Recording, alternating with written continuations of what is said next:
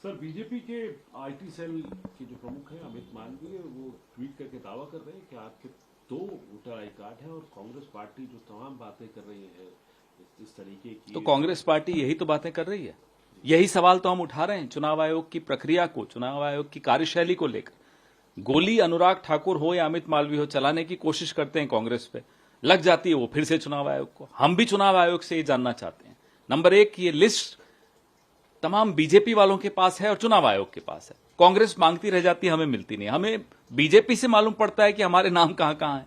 अब बताइए, मैं ये जानना चाहता हूं चुनाव आयोग से, ज्ञानेश गुप्ता से, कि मेरे नाम पे नई दिल्ली विधानसभा में किससे वोट करवा रहे हैं। मैं ये जानना चाहता हूं, मुझे सीसीटीवी फुटेज चाहिए वहां की। ये मेरा नाम वहां अब तक क्यों है? मैं 2016 में वहां से शिफ्ट किया, तब मैंने नाम कटवाने की पूरी प्रक्रिया जो थी वो पालन किया उसका। अभी तक नाम क्यों है? इसी बात को राहुल गांधी 7 अगस्त से आज तक चुनौती दे रहे हैं कि ये चल क्या रहा है चुनाव आयोग में। ये तो चलिए मेरा नाम है तो मेरा नाम, मुझे लगता है, उम्मीद है कि दुरुपयोग कोई नहीं कर पाएगा भाजपा का आदमी। लेकिन इस तरह के सैकड़ों लाखों नाम पूरे हिंदुस्तान में हर कॉन्स्टिट्यूएंसी में है और उसका दुरुपयोग भी हो रहा है। फिर कहते हैं साहब इसीलिए हम एसआईआर लाएं। एसआईआर में क्या रहा है वो आपके सामने।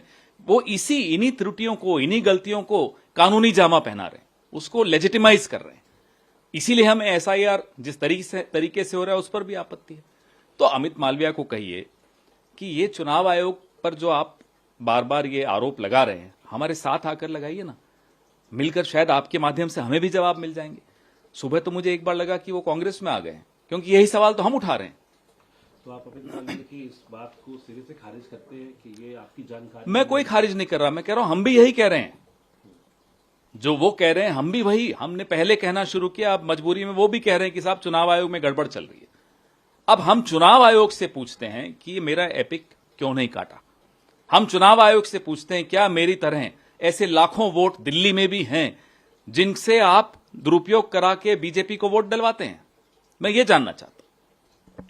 सर, इसके अलावा जो एसआईआर को लेके सुप्रीम कोर्ट ने कल कहा, वो तो रोक तो नहीं लगाई, रोक नहीं लगी सुप्रीम कोर्ट के उसके बाद में, लेकिन ये जरूर है कि अब वहाँ जो है लीगल जो अथॉरिटी है उसको कहा गया है कि वो लोगों को सपोर्ट करे, लोगों को उसमें हेल्प आउट करे क्लेम्स के लिए और कंप्लेंट्स के लिए।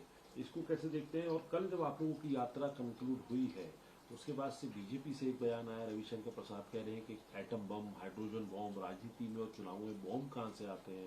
राहुल गांधी इररिस्पॉन्सिबल है, अपने आप को बहुत सीरियस बना रहे हैं। इन्हीं की भाषा में इनसे बात कर रहे हैं राहुल गांधी, यही भाषा इन्हें समझ में आती है, इसीलिए ये भाषा का इस्तेमाल हो रहा है, क्योंकि इनको और कोई भाषा नहीं समझ में आती। आपको लगता है इनके सामने हम गांधीवाद वाली भाषा इस्तेमाल करेंगे इनको समझ में आएगी? ये गोडसे के उपासक हैं, इनसे तो इसी तरीके से बात की जाएगी। रविशंकर प्रसाद समझते हैं इस बात को अच्छी तरह। और जो अशोक चौधरी भी कह रहे हैं कि आरजेडी के बिना कांग्रेस पार्टी कुछ नहीं कर सकती है, बिहार में उसके बिना चल नहीं सकती है। दो मिनट लगेंगे। जिस दिन जेडीयू या चंद्रबाबू नायडू समर्थन वापस ले लेंगे, ये 2 मिनट मोदी जी नहीं चल पाएंगे। हमें क्या बोल रहे हैं? ये जो खुद बैसाखियों पे चलते हैं वो हम पर टिप्पणी कर रहे हैं। सर, एक और महत्वपूर्ण बात ये कि एससीओ समिट हुआ है और उसके अंदर प्रधानमंत्री गए। प्रधानमंत्री के जाने के बाद में डोनाल्ड ट्रंप की स्टेटमेंट आती है कि भारत ने 0 टैरिफ करने की बात कर दी थी, लेकिन बहुत हमें ये बात डोनाल्ड ट्रंप से मालूम पड़ती है कि हमने 0 टैरिफ की वहां बात कर ली। क्यों? ये बात हमें अपने देश के प्रधानमंत्री से नहीं मालूम पड़ती। पीयूष गोयल जो नए नए सूट्स पहन के बार बार एयरपोर्ट से पोज करते थे, उनसे नहीं मालूम पड़ती। ये हमें डोनाल्ड ट्रंप बताते हैं। हमें डोनाल्ड ट्रंप बताते हैं सीज फायर कर दिया हमने। हमें डोनाल्ड ट्रंप बताते हैं कि हमने ऑफर कर दिया है 0 टैरिफ का। ये देश चला कौन रहा है? डोनाल्ड ट्रंप चला रहा है या नरेंद्र मोदी चला रहा है? लेकिन सर, एक और बड़ी बात जो है, क्योंकि वहां पे उनका व्हाइट हाउस का ट्रेड एडवाइजर है पीटर नवैरो, वो ये कह रहे हैं कि भारत के प्रधानमंत्री शी जिनपिंग और पुतिन से कैसे मिल सकते हैं। रशिया की जरूरत नहीं है उन्हें, जरूरत है अमेरिका की। तो अब यूरोप और अमेरिका आए तो ये सोच के आए या देखें इस बात को सोच। नहीं, देखिए, डिप्लोमेसी में इस तरह की भाषा चलती नहीं है। ये अजीब सी डिप्लोमेसी हम देख रहे हैं हमारे यहां से भी और वहां से भी, जिसमें इस तरह की भाषा का इस्तेमाल किया जा रहा है जिसका कोई स्थान ही नहीं है फॉरेन पॉलिसी में। So how do you see the claim made by Amit Malviya, the IT cell chief of the BJP, that you have 2 epic cards? Well, this is exactly what we have been saying. Unfortunately for the BJP, every time they try and shoot a fire at us, the bullet goes and hits the Election Commission of India.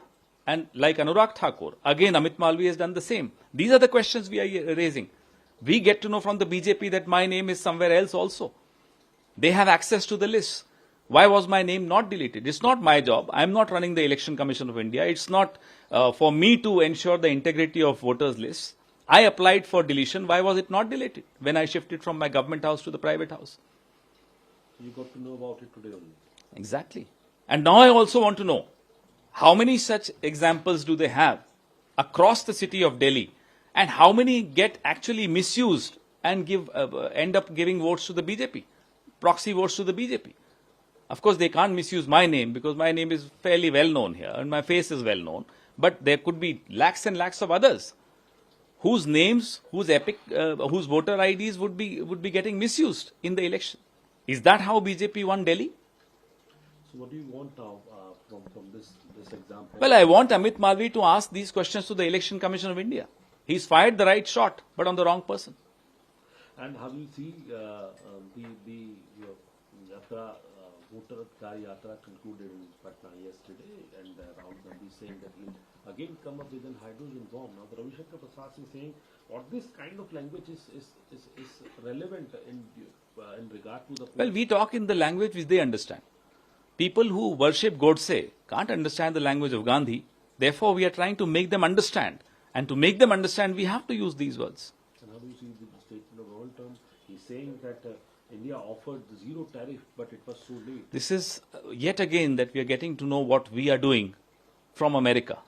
America told us that there is a ceasefire. That's how we got to know. Again, Donald Trump is informing us that India offered zero tariff.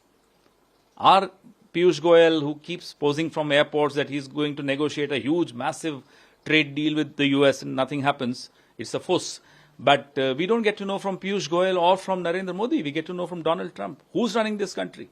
Who's in charge of this country? Donald Trump or Narendra Modi? Thank you. Thank you.